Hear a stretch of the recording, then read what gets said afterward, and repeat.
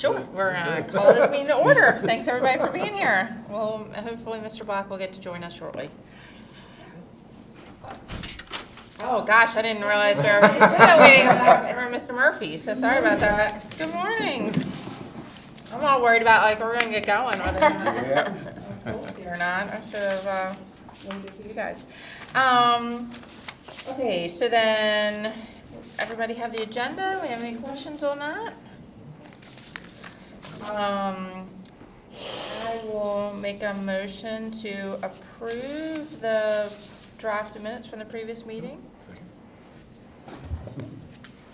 All in favor? All in favor? All right, there we go. All right, guys. All right. Well, welcome to the 26-27 school year of CNI committee meetings. I know, it's hard to believe it's already here. So for the members of the public that are watching, my name is Kathy Gull. I'm one of the directors of curriculum and instruction. And we have two presentations for you today. We have early childhood education and then professional learning and induction. And so early childhood education is one of the areas that I feel very privileged to support as the director. And so I'd like to introduce this amazing team. If you guys want to introduce yourself. Sure. Leslie Fry, I'm the supervisor of early childhood. Lauren Perry, I'm a coordinator for program quality. Allen, coordinator for the Judy Centers. All right, so they're going to go ahead and jump into their updates for you today, and then we'll move on to the next group.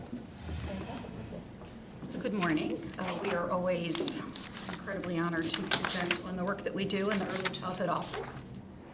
And I said I didn't practice with this mouse, and let's see, I can wear this over. There we go. All right, so today we'll be talking about what we're doing in pre-K. We'll talk about some updates in our Judy Centers, and then we'll look ahead to the kindergarten readiness assessment, which is part of the MCAP suite. Okay, so really taking a deep lens on pre-kindergarten. To look at systemically what we offer in pre-K, we have 90 pre-K programs across the district. 50 of those are traditional pre-Ks, which means they have up to 20 students, a licensed early childhood teacher, and a support staff. We have 6 innovative classrooms, which are an elementary pre-K classroom but housed in a high school. Those high school students that are able to access that pre-K program are working on their career certificate for a child development associate. So it really is a phenomenal program that blends our youngest learners and our oldest learners really benefiting from that program.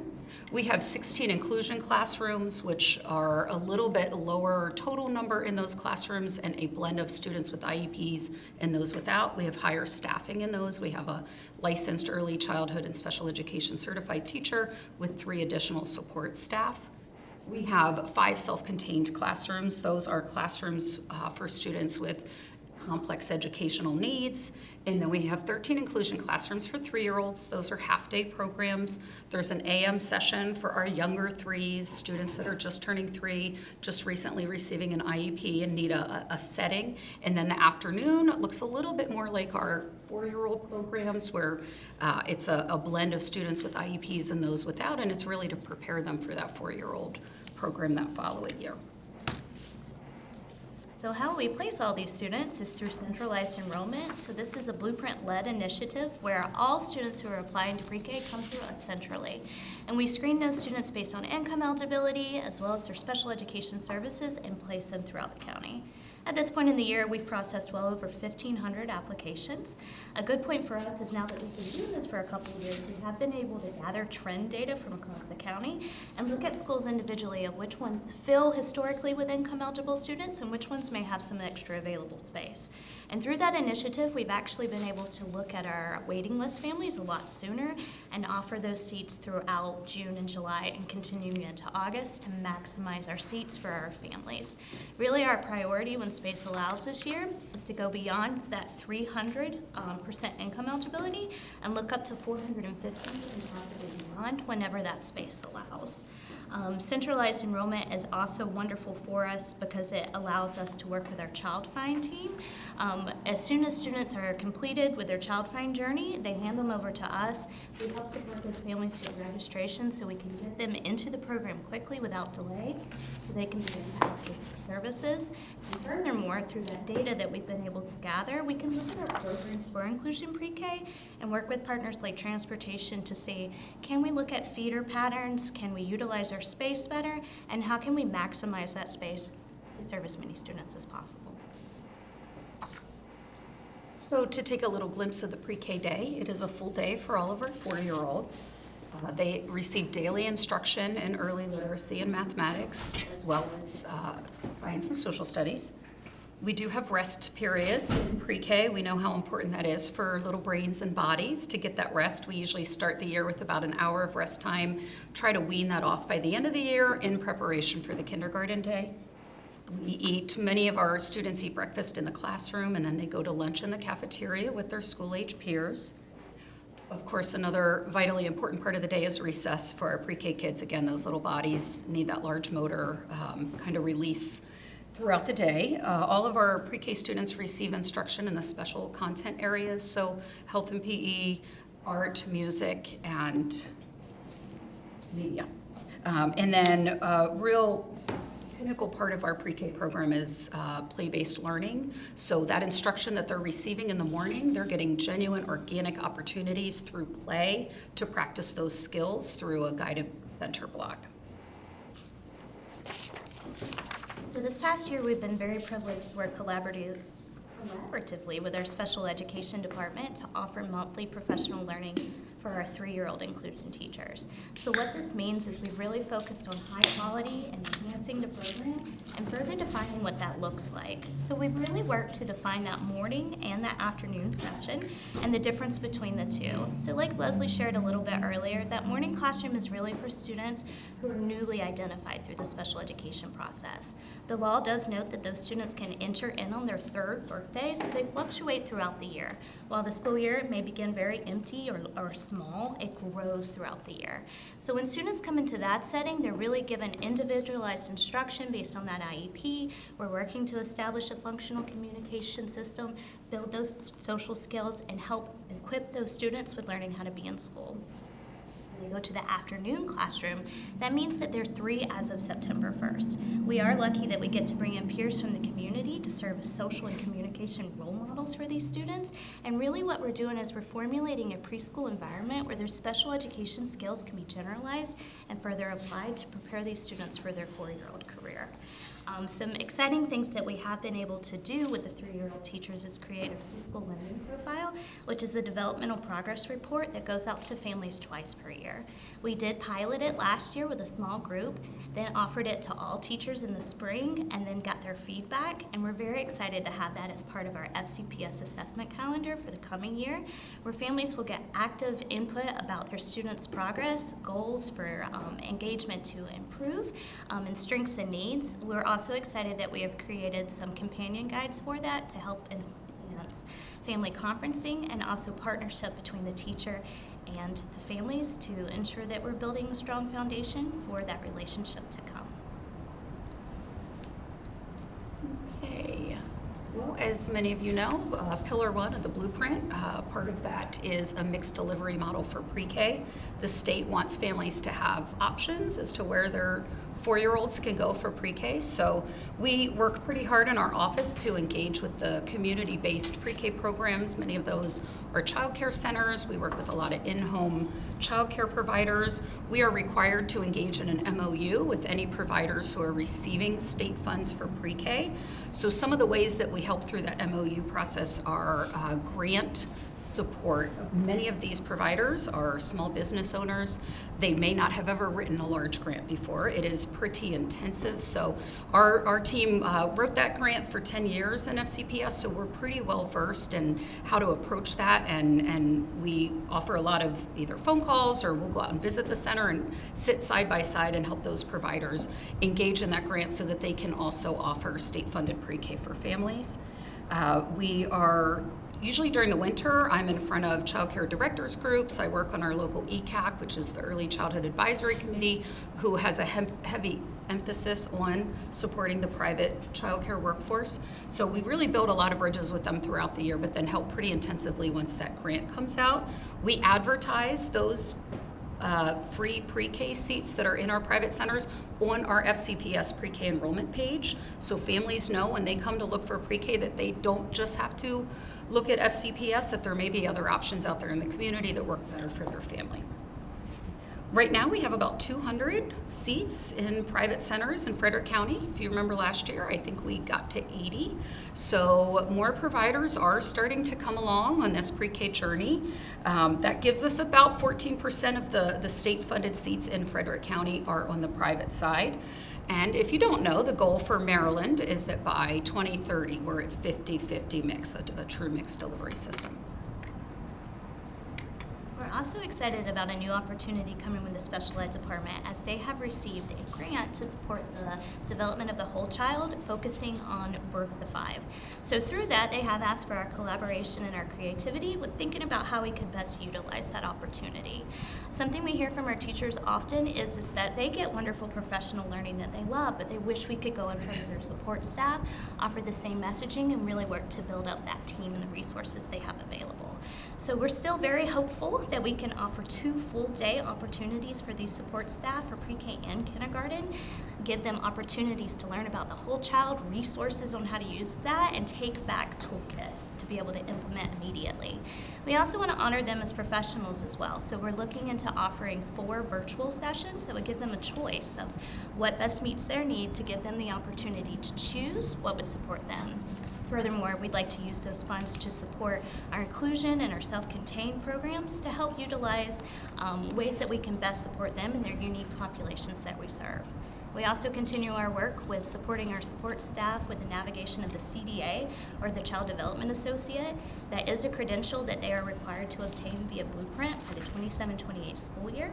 So we continue to work with Human Resources and our support employee leadership team to ensure that we're providing resources, lending libraries, tuition assistance to make sure that they feel supported and able to obtain and maintain that credential. All right. We're going to move over to the Judy Center. And if you didn't get to hear, Dr. Harris was raving about the dancing that he got to do this past week at one of our Judy Center playgroups. So thanks for stepping into that and taking a chance out there. And I'll let Kathy go ahead and start talking about our Judy Centers. Thank you. So as you know, Judy Centers are a year-round, high-quality, engaging program for any child birth, prenatally actually, through age 5 who live in that school district, or we like to say catchment area. Those services are no charge to the families, and as you know, we have 6 locations. Now 7, because you just approved the Thurmont Primary Judy Center grant in July. So those are Butterfly Ridge, Hillcrest, Lincoln, Monocacy, Tuscarora, Waverly, and Thurmont. We're very excited. And today, Leslie will be offering in front of you today the grant awards for your approval for the other 6 sites. So as you know, each of those grants are funded through MSDE, and they are $330,000. Those grants are used to fund the 2 positions that are required by MSDE, the program administrator and the outreach coordinator. They are housed and expected to be housed inside those school locations, and they must have space for offices for the staff as well as programming space. During the day, we typically use a classroom for that space, and then in the evenings we're using the other school spaces, whether it's outside, whether it's a cafeteria, or gymnasium, or media center. So the real heart of the Judy Centers are programming, and I can't say enough, but our family engagement events, case management, early identification that we do, playgroups. We had over 998 playgroups, family engagement, and parent workshops in the FY 24-25 school year. We served over 313 0 to 3-year-olds, which the state qualifies a child served as someone who has had 12 or more experiences with the Judy Center. So it's not just showing up for one play group, they must be engaged in multiple ways through the Judy Centers throughout the course of a year. We have an active steering committee and service coordination. That's where our partners come together and we discuss what's happening in the county, ways we can support other families, and we try and coordinate those services so we're not duplicating them. We offer the adult education classes through our partners, whether it's English classes, continuing for their GED, or going on through FCC for additional college credit. And I'm happy to say that in FY '24 and '25, 88% of our families did meet their case management goals. So looking a little bit forward to the kindergarten readiness assessment, as I mentioned earlier, it is a part of the MCAP suite. So all kindergartners in Maryland are required to complete the kindergarten readiness assessment, or KRA. There are 3 portions to that. There's Start Early Literacy, Start Early Math, which are both computer adaptive assessments, and then SABRS, which, as you can see, is a social, academic, and emotional screener. As I said, the first 2 are computer adaptive, so the teacher is in there supporting the child to log on and do a tutorial to understand how to use that computer to engage with that, and then the child, it's a gated assessment, so if they're doing better, they're going to get more questions. If they start struggling, the computer understands and kind of stops them at a certain point so that they don't become frustrated. The SABRS is a tool that teachers are using an observational scale to fill out on how that child is really accessing, how they've entered school. Are they able to access the school day and the curriculum and get through a day of learning? The state has October 10th in legislation that assessment always has to be finished by then. Some of you may have seen this in our KPI presentation back in March, but our data on the right-hand column there really weeds out the students that attended full-day pre-K in FCPS. We definitely care about all children and how they come to us, and we can really rely on prior care data to see if children were in Head Start, how did they come into us? If children were at home, how do they come to us? And we do help inform the community and help them prepare to get all children ready for pre-K or for kindergarten. But when we look at that right-hand column, we are very close to leveling the playing field for our pre-K students. Pre-K targets at-risk communities and populations, so we know that we need to not necessarily give them a leg up and get them ahead of their peers, but level the field for them so that when they enter kindergarten, they are able to access everything that we're offering as a school system. So next week, when we welcome our teachers back, we will be in front of kindergarten teachers as a team, and we will offer them an hour to complete their KRA training. It is a mandatory training from MSDE. We will also see our kindergarten teachers twice throughout the year. We're excited to be able to do that. We'll see them once in November for half a day and then once in March for half a day. We are able to, as Lauren mentioned, use some grant funds to work with support staff that may support kindergarten age students. And then we are in constant collaboration with our partners in DCI, the integrated literacy team and the math team, to make sure that we have a really smooth transition from our pre-K program into kindergarten. With that, we're here for any questions or comments. I have some, but go ahead. Thank you. That was very, very informative. That was awesome. So looking at the pillar 1 of the blueprint, where we need to get to 50% private, what barriers have you seen that are like preventing us from, if you've seen or they've talked about Sure. getting them to 50% or getting more? Sure. The funding formula has changed over the past few years. A couple years ago, the funding was pretty small per seat. So a lot of our small business owners did not feel that the effort and the work that they would have to put in to earning that grant and maintaining what's required from MSDE. The price per seat has gone up. So they are getting more per seat now, and that's why I think a lot more have come onto this. But a lot of private providers, there isn't a lot of trust with either MSDE or local school systems. They have done things on their own for a long time. A lot of the work that I've done and our team has done as we're out there in the community is really building trust with those providers and having them see us as a partner instead of maybe a competitor for their businesses. So I think the financial aspect was probably the biggest barrier for the longest time. I think now that MSDE has improved that, which was part of Blueprint, that it would get higher and higher as the years went on. I think now the biggest barrier is that grant, writing the grant, getting approved for the grant, finding a licensed teacher also becomes a bit of an issue. MSDE is listening to providers. Personally, I feel like they could listen a little bit quicker. But they have been able to slow roll some changes that I think are now starting to entice some of these providers to join in. Yeah, and that led to my second question, which is one of the private providers lives right in my neighborhood, like across from me, so I've talked to her. Okay. And that's what I was about to ask. State funding, how has that MSDE payment been? But she's talked about those payments have been coming in slow, which puts her in like a financial pickle. Absolutely. And so a lot of private don't want to work because they're like, I'm not even getting my money to be able to pay for what I just did. That's right. So, They can't float a whole system of employees. And have so you've seen that? yes, absolutely. Okay. 3 years ago, it was until October that they received their first payment. They're paying their staff, every other week. And what MSDE is doing now is they're allowed to take a 15% kind of a forward on those funds to get them in August, and then it just kind of comes out of the remainder of their year. I do think the financial part coming out of MSDE is still a bit of, there's some roadblocks there. I do think it's gotten better, though. I'm not hearing those grumblings as much as we did a few years ago.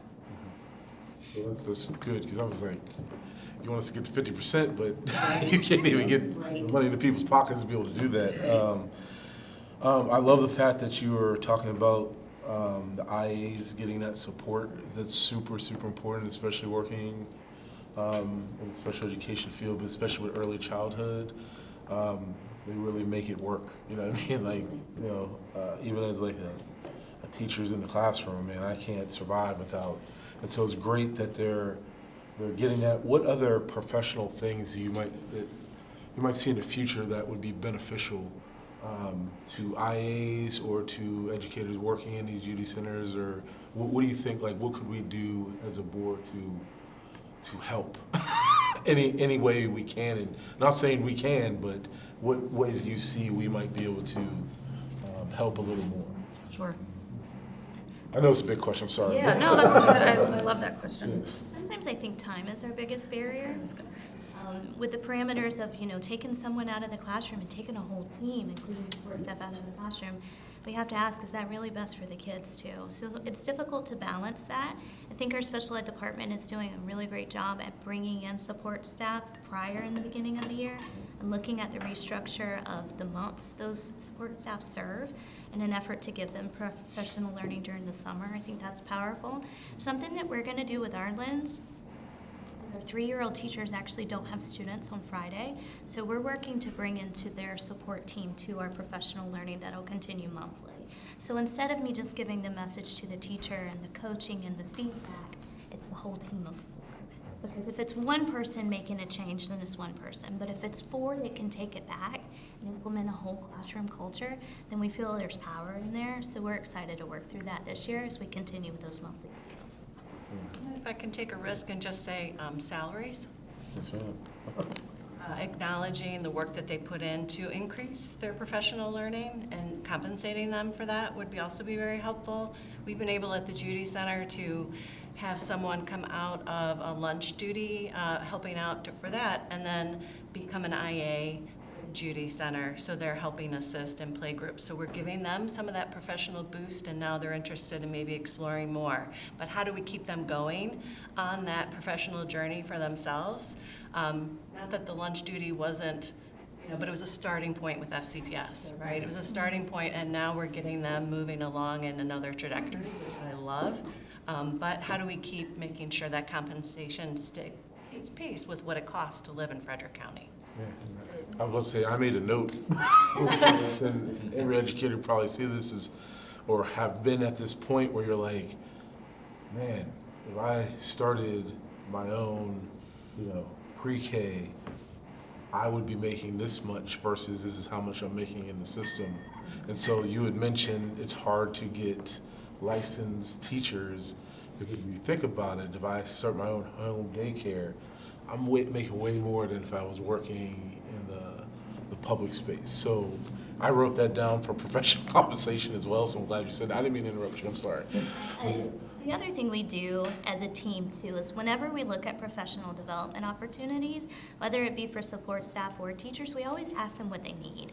And I think that that's something that we all can overlook, but they're the ones in the classroom. So asking them what they really need and what we can do to support them is powerful. And sometimes our perceptions of what they need versus what they tell us they need can be a little bit different, and that allows us to pivot and deliver to them. And that builds buy-in, and that gives them the support that they're asking for so that we can ensure that we're supporting that team. And thank you so much for answering this question. I appreciate it. I appreciate your presentation. Great. Yes, yes, ma'am. I was going to say, you guys are asking great questions here. I'm good. So, and this is probably, they probably fit together, but I was wondering if you could explain a little bit more about how the kids come through Child Find, how these people find Child Find to begin with, and how that moves them into us. And the other question, so might relate, is how are we, when we're talking about bringing these kids in pre-K 3, and it's obviously open to kids who are special needs and income primarily. How are we assessing or how do we, I guess, reach out or find families whose children may be special needs? They don't know it yet. It's their first child. Whatever, and making sure, like, how are we even finding those kids? So if you can kind of get through things. Great question, and multifaceted with that too. So last year you actually asked us a question too about how we informed families about pre-K opportunities. So we were really excited to work with the Frederick County Public Library this year to provide resources for families to take home, talk about developmental milestones, also support families with misnomers they may have about pre-K eligibility, but also support with pre-K registration as well as kindergarten registration. We did that at all 9 branches. So feedback from that has allowed us to really partner with that community to make sure that we are branching wide. Our team in Child Find has a supervisor as well as a coordinator. I know that they have really worked hard to look at their data of where students are being referred from what catchment area and working to lead outreach events. So Emmitsburg was a place where they happened to notice that there were a lot of low referrals in that area, so they actually took the time to do on-site screening meetings in that community so that we eliminated the barrier of transportation, educated about the opportunity. When we talk about people who can make a referral to Child Find when there's a suspected disability, it can be a parent, it can be child care workers, it can be our great partners at Judy Center who have a family join and have that relationship and say, hey, we're seeing something that may be a little bit more. And then just the continuing education of what is typical versus not. The IECC, which is the Interagency Childhood Coalition, big acronym.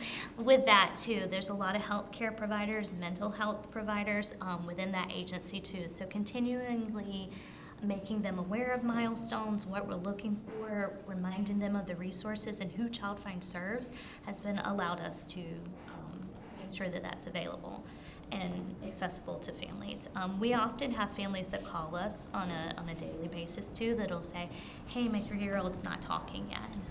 Okay, I'm going to connect you here. This is what you need to be able to prepare with that, and we'll directly transfer lines there. We get emails. We work very collaboratively with Child Find. So if there's anybody reaching out to us or through our initiatives of networking and advertising about initiatives, that also too, if a kid comes into our room and a family may not be aware of a delay, that's what we have our processes in place for too, to begin collecting data and follow our processes to, look at screening appropriate. Are there additional support? What do I need to do with response to intervention to ensure this individual child is able to access and be successful?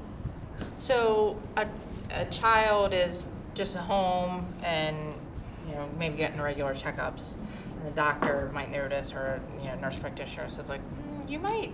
They would then refer that child typically to Child Find. Okay, and then Depending on age, infants and toddlers, it's a birth to 3. okay, So that's where many of our families that they kind of go into infants and toddlers, they do the screenings there. Frederick County has Frederick Family Connects, which is a universal home visiting program for newborns. Every family has the opportunity to do that. Those nurses are specifically trained, right after birth, to start looking, are there any delays, are there any concerns, and they would immediately refer to infants and toddlers who will do those developmental screenings. That's through the health department. Once a child turns 3, they funnel them into Child Find, which is kind of the 3 to 5 year old program. So across Frederick County, we have a lot of programs, but we do find them in Judy Center often. It's also now required that all children who come through the Judy Center playgroups are screened with the Ages and Stages questionnaire, which is very similar to what they get in the pediatric office. And so through those screenings, we've been able to identify children for infants and toddlers or Child Find, and recommended that the family fill out that application. And then often we're helping them walk through those steps, because it can be quite daunting, and there's educational information, and just trying to help them through that process. But I don't have the numbers with me on how many children we've screened and how many have needed to access services through an IEP or IFSP, but I can certainly get that for you if you like, because we're doing that at the Judy Center. Okay, thank you. So I was just curious because I was actually reading some posts on a local group for parents with children with autism, and somebody recommended, like a parent was saying, I don't know, I think I have a 3-year-old, I don't know, I'm beginning to wonder, blah, blah, blah, and people were like, oh, contact Child Find, and she's like, well, what is that? Like, and the name is kind of this, like, it's like, I mean, feel like, are we missing children? Right. Or like, we're doing, you know what I mean? And she was like, well, why am I contacting this? Because it's not like, so she had never even heard, she hadn't heard of it, just in reading those posts, but obviously I wasn't speaking to her, but it didn't like make intuitive sense to hear the name of the organization and then think that somehow that was a place you went to for resources for, concerns about developmental delays and stuff. So I was just kind of curious how that all panned out, and then so thank you. I guess that was kind of all my questions. Well, I'll go ahead and jump in. So you all mentioned about some of the interagencies that you work with as far as healthcare providers. What type of outreach? Because I'm sure there's not every doctor in Frederick County is attending that. They're not associated with that. What outreach is Child Find doing to the various medical professionals here in Frederick County to actually educate them about what Child Find is? And that would be a question I think would be really good for the Child Find team. I can't really speak for them. According to the Early Childhood Advisory Committee, or what we call in Frederick County the Interagency Early Childhood Committee, it is a group of stakeholders across the county, and we don't currently have a pediatrician sitting on that committee, and it is under the local management board, so it's a requirement for every county to have one. But we do have pretty much every other partner agency from the healthcare field that attends those meetings. So there is a lot of work being done that I'm not even aware of to help inform those. I will say I have heard from parents sometimes that those well visits can be so quick that doctors may miss some of those other signs that you would see by spending a good amount of time with a child. So that is something we have brought to the IACC, saying, we've gotten some of these families even in kindergarten, and there were flags and they weren't kind of picked up, and how do we miss these kids? What can we do to ensure? A lot of what we work to do in that group is to inform the child care workforce. We're getting a lot of professional learning at school systems on disabilities and what to look for. The child care workforce doesn't necessarily have those networks. So we really look at what's professional learning could they use so that if they do have children that they feel like are flagged. But many of those agencies or groups are also the ones referring families. If they spend the day with the kid, oftentimes they're going to notice things that maybe the parent doesn't see as being different or a standout. So. Well, and people are, a lot of people who might have not be neurotypical themselves, or neurodivergent, and then they have neurodivergent children, but whatever is already normal to them, so they may not be picking up on, the signs. And of course, as you grow up, and a lot of people end up being able to mask or, whatever, hold it together and normal, and stuff, and so it's not as obvious, you know, even, and then in medical settings, it's not always the best, because like, everybody's stressed. Right. They just know they're getting a shot, Right. you know, it's cold, it's, you know, unfamiliar, it's not like always the best. So I can see how that kind of stuff is missed. It's beneficial to the relationship building you're talking about, being able to build those relationships so they feel comfortable. You know, say, you know, I'm seeing these things in my children or my child, you know, can you help me? You know, reaching out instead of saying, I think a lot of times Yeah. it's like when you ask a physician or nurse practitioner, well, where do I go with this? I think if they don't have the answer, I think that's one of the big things. So I would like to see some type of outreach to the medical community here, not just these commissions and all these lovely acronyms that we deal with.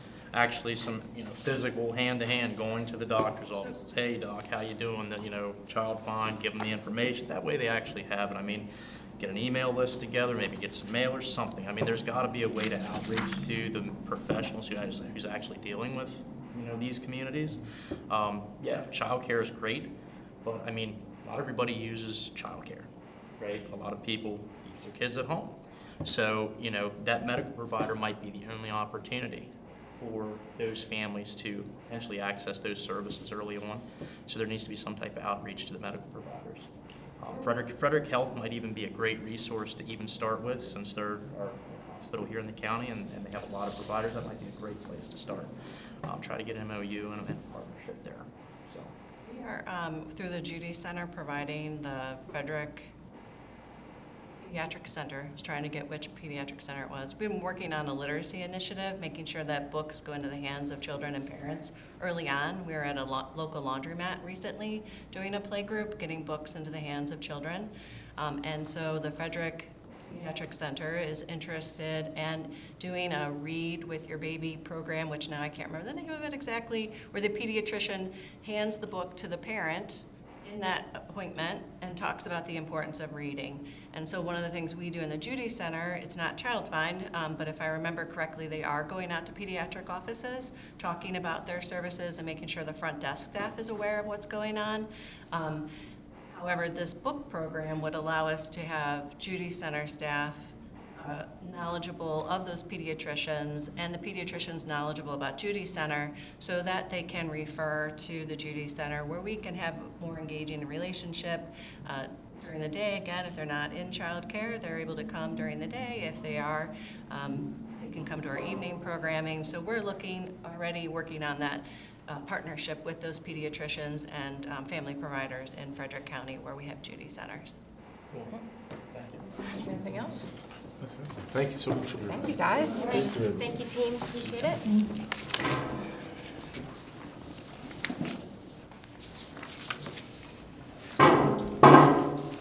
On over.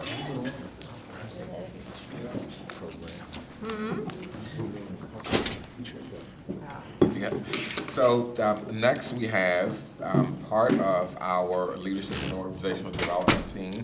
It's an annual presentation where they come and present some aspect of the programming on that team. And so for induction and professional learning, they'll present on two aspects of the work that they do. Comprehensive Teacher Induction Program, which there have been some changes and updates to that, and then also there's ongoing updates and changes to National Board Certification. So with us today, we have Dr. Corinne Myers, who is one of the directors for Leadership and Organizational Development, Amy Struntz, who is a supervisor for induction and professional growth, and then Amy Cordes, who is a supervisor for professional growth systems. So I'll turn it over to you. We are so excited to be here with you this morning to really talk about two big bodies of work that exist within the Leadership and Organizational Development Department. We are thrilled with some of the updates that we have, and so we just really appreciate the time with you that we get annually to kind of share what's going on with us in our department. And so as Dr. Harris shared with you, the two big bodies of work that we're looking forward to sharing with you really are the Comprehensive Teacher Induction Program, which got launched this week. It's been such an exciting week for us. As somebody indicated earlier when we were there, this is like Amy's Super Bowl, right? And so it really is that time of year for us. So We've had an exciting week, as well as providing some updates on national board certification. Both of those things are very much tied to Blueprint Pillar 2, and so we're going to talk about that today. We are also tied to Goal 2, which is operational excellence, because what we know is high-quality professional learning helps us retain staff. And so we know that that's a big part of what we want to do here in Frederick County Public Schools. And so to have a comprehensive systems of supports and professional development opportunities allows us to keep those amazing staff that we have here in Frederick County. We also know that we are continually looking toward increasing the percentage of teachers that hold licensure, but as well as increasing our number of national board certificate holders here in Frederick County Public Schools.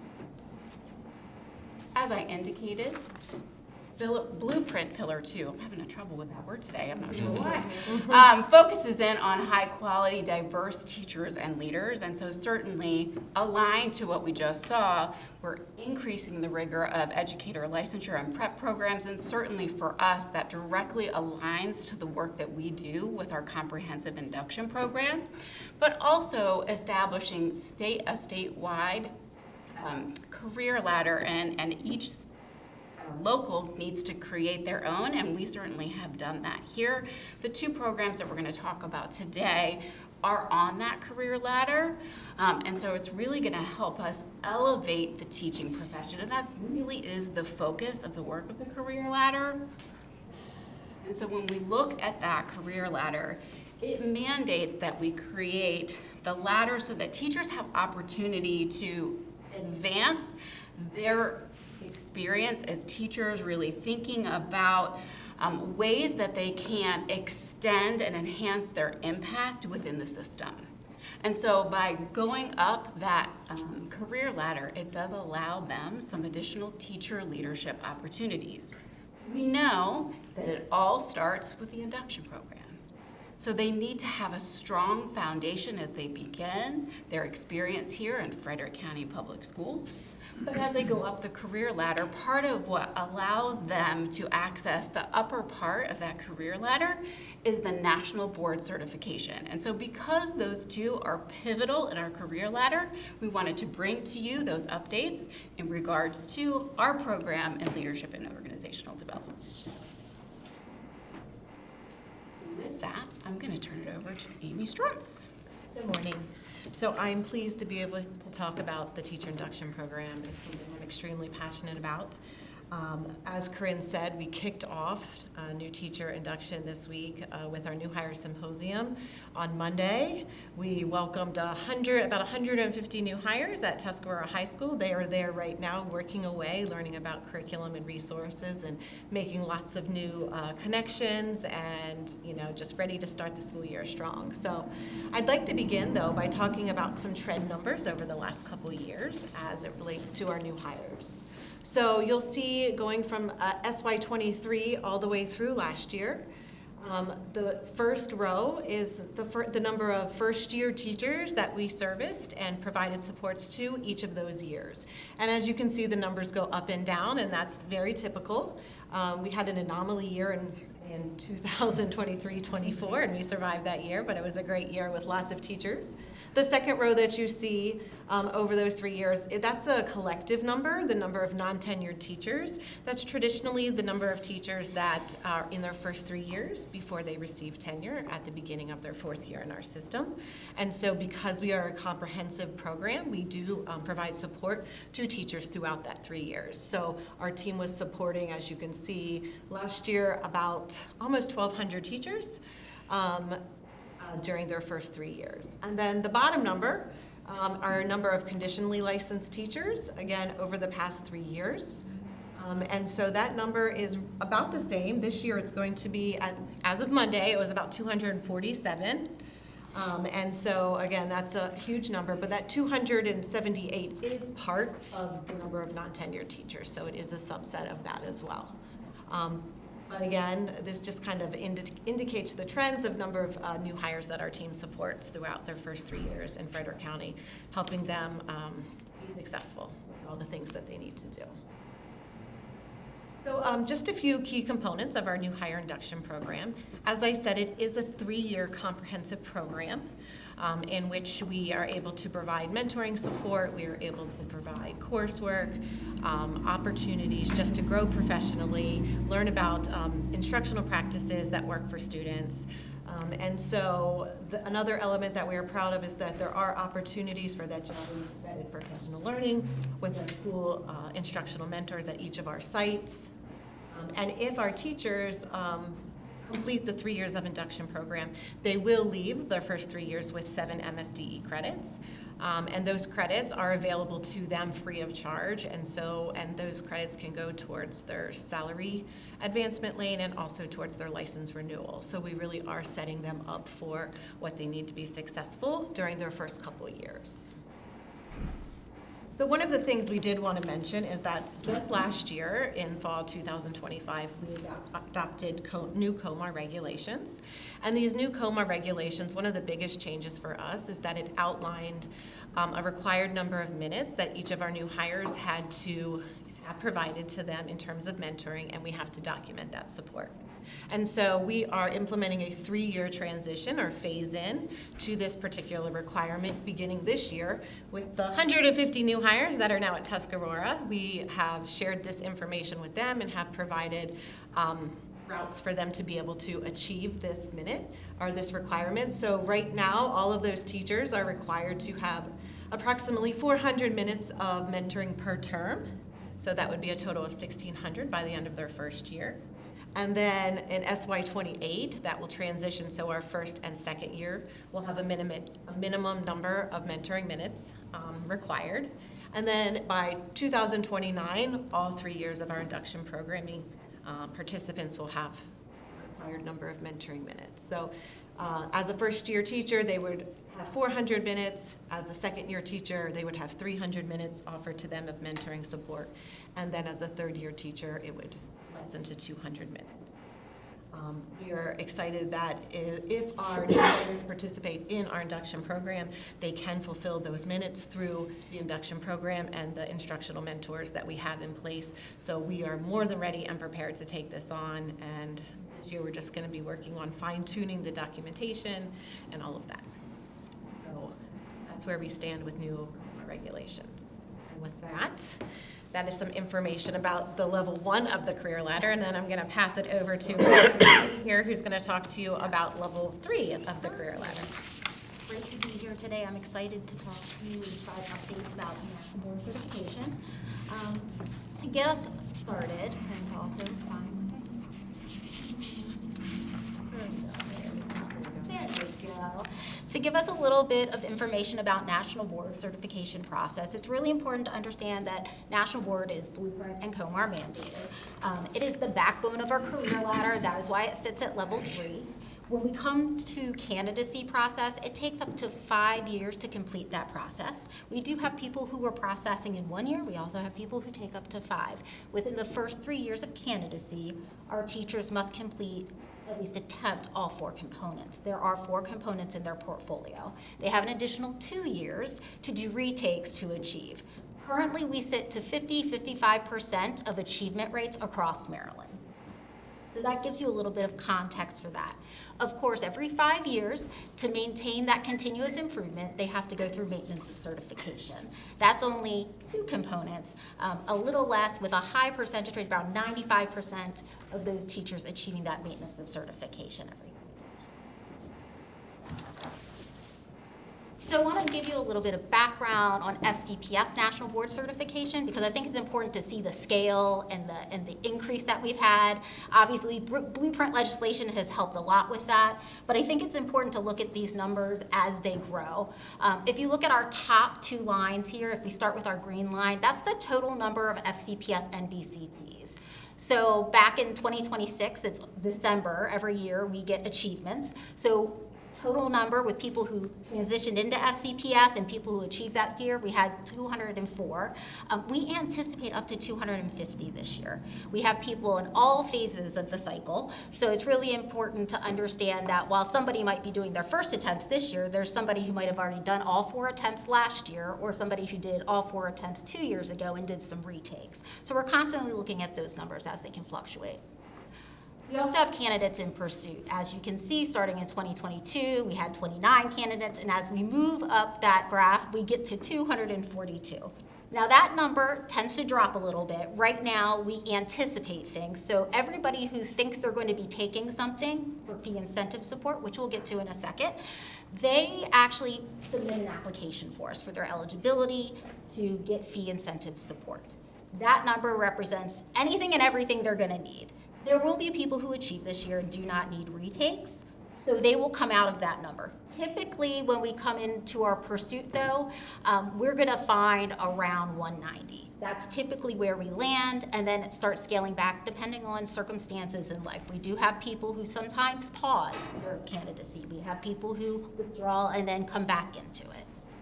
Finally, we have our third line, who is achieved certification. Back in 2022, based on our numbers that I pulled, we had 4 candidates achieve that December. In 2026, we had 61 newly achieved MBCTs. And based on the current numbers that we're looking at across candidacy and where they're sitting in their candidacy, we could see up to 95 people achieve this year. So how are we getting there and how are we supporting them? Well, COMAR mandates that we do have a support system in place. And so we start with the mandates of fee incentive support. There are 2 layers of eligibility requirements for that. The first layer comes from National Board Professional Teaching Standards. The second layer comes from the state. Those applications come through us. They have big windows of time. We start them early to make sure they have all of their processes in place. We cross-check, and then that fee incentive support comes out sometime in late November based upon the approval from the state. FCPS pays 1/3 of that bill, and then the state pays 2/3 of that bill. If a candidate does not complete the process, they remit payment. The whole thing? They have to pay the whole thing back? If they do not complete the process, not achieve, but complete the process. Okay. Jump start sessions are another way we support our teachers. We realize that they need to get a head start in their thinking around how they're going to structure their journey. Some people, like I said, will do all 4 attempts at once, while some people will plan it out and say, I'm doing 2 this year, 2 next year, and that makes complete sense. Our Jump Start program gives them an overview of all 4 components, the logistics, and the balancing act of saying, if you're going to do this, let's take time to structure it so that you feel like you're comfortable and confident as you're moving through, so you can focus on the work that's in National Board Certification process. That is 1 to 4 components, writing workshops, and that all happens in the month of June. Launch programming is our program that runs from August all the way till May. And that program is comprehensive and available to our initial candidates. Those are candidates that are in the first year of their journey. Then we offer it to our continuing candidates who may have to continue on. Those people meet monthly. They start in a face-to-face model, and we gradually release them into a virtual model because they get very busy during that time of writing, but they still have those connections. The topics are based on what they need from those content area groups. And we also have reimagined a little bit to get to a PLC model, a professional learning community model, because we know collaboration at its core is a best practice in school and as an instructional leader. So we're really harvesting those ideas and knowledge and really empowering them to make good choices and form their community and network. Candidate information sections happen throughout the year. Usually you'll see them at the end of a school year because that's where everybody's minds start going around what am I going to do next. We typically host that in April, but we also have plenty of National Board Certified teachers who offer those in their schools, as well as at the curriculum level. Sometimes we have people who offer it to their curriculum areas just because that's something that comes up in conversation, and they like to form cohorts on their own at times. Candidate support through the process, that comes in a variation of ways. We have leads, we have mentors that can offer one-on-one support, especially for our retakes when they're not sure how to navigate the process. We also have writing that's contingent upon available funding, where we can review a component and give them very constructive feedback. we have the institutions of higher education. That's really important as well. We have Hood and McDaniel, Mount, they're all providing strategic support, and they've really made a partnership where our teachers can see themselves in their master's degree program and take this piece of it and insert it, which has been lovely to see. And they've also listened to the feedback from our candidates saying, what are they looking for when it comes down to national board support at the IHE level? Now, as I said before, this is all contingent upon available funding. Currently, we function off only grants. So when we talk about that, we are in our 3rd year of receiving our MSDE NBC support grant. So next steps for NBC, or National Board Certification. Our goal is to continue to increase our National Board Certified teachers. This is about really maintaining instructional excellence, continuous improvement, and the journey. And this is all the candidates that come up to me, whether they've achieved or not, they're like, that's the best professional learning, because they're constantly looking and managing and monitoring their instructional decisions in a way that this just makes them focus differently. So for that piece, I think it's important for them to see that the journey is impactful whether they achieve or not. Increase in national board teachers and candidates in underrepresented schools, and populations of educators. It's so important for our students to see themselves in front of the classroom and see that they're instructional leaders and teacher leaders and can feel that that's an option and an opportunity. So we're really excited this year that we've been expanding into our Title I and community schools strategically when it comes to just getting our Title I and community schools to up their candidacy levels. We currently have 34 candidates this year, and just looking at our projections with our candidates that provided applications, we actually have seen a good increase as well in our diversified candidate population, which is amazing. Providing teacher leadership development. So as they said earlier, this is a level 3 of the career ladder.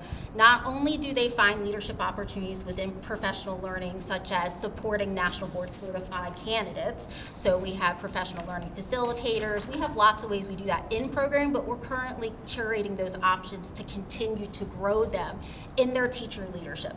That might be a training, it might be a professional learning. It's also about contributing in an experience, right? We're starting to see that those experiences, similar to what people said earlier about like our SEIAs, they start as an SEIA. They might want to be a teacher someday. They might aspire to be a teacher leader someday. So we're trying to find those pathways and find those unique opportunities and experiences to connect the dots for everyone. I think now on to questions and discussions, if you have any.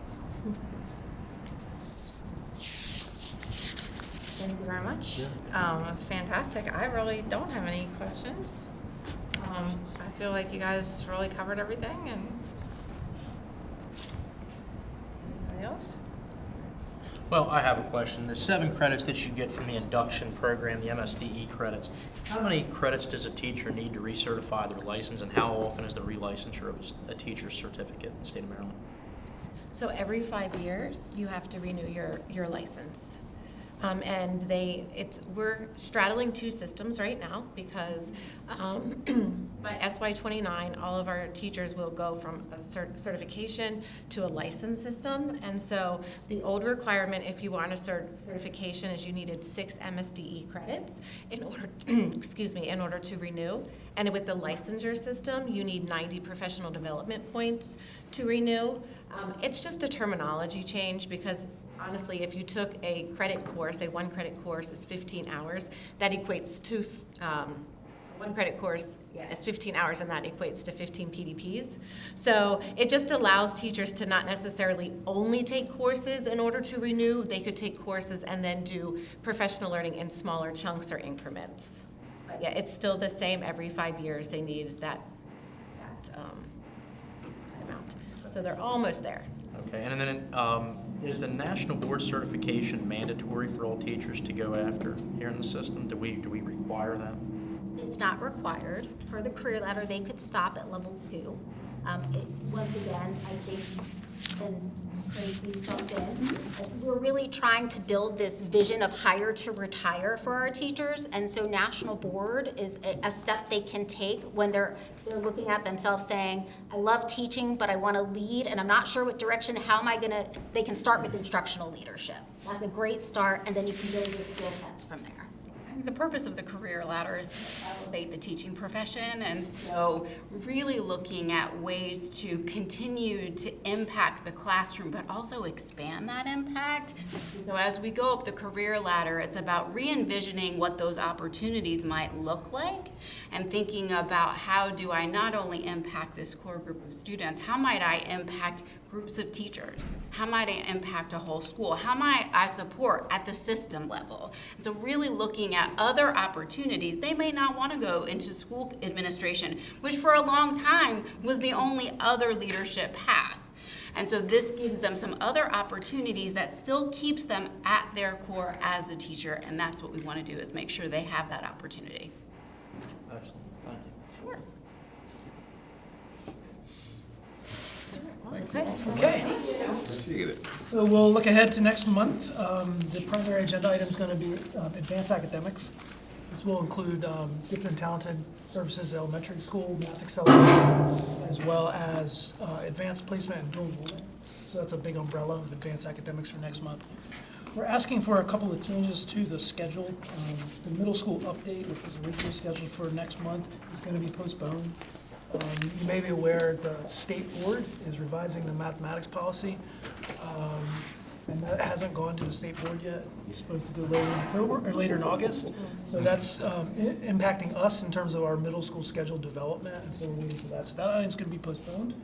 And then we're going to add an item to the June meeting, which will be the District Committee on Assessment, which meets every other year, and then we report back to the CNI committee at the end. The committee's done its work. Okay. That's it for us. All right. Adjourned.